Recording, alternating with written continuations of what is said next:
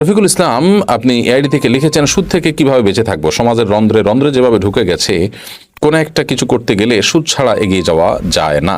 উত্তর প্রত্যাশা করছি। দেখুন, আপনি সুদ ছাড়া এই যুগে বেঁচে থাকা এটা অনেকটাই অসম্ভবের মতো কঠিন হয়ে গেছে। সুদের এই ভয়াবহতা থেকে আত্মরক্ষার জন্য আমাদের দুই ধরনের কার্যক্রম হাতে নিতে হবে। একটা হলো দীর্ঘমেয়াদী, যে বিশ্ব ব্যবস্থা সুদের উপর দাঁড়িয়ে আছে সেটির বিরুদ্ধে ইসলামী অর্থনীতির গুরুত্ব মানুষকে বোঝানো, ইসলামী অর্থনীতি সমাজে প্রতিষ্ঠিত করার জন্য দীর্ঘমেয়াদী পরিকল্পনা করা। আপনি যেই হন না কেন, আপনার জায়গা থেকে আপনি যা করার সেটা আপনি করবেন।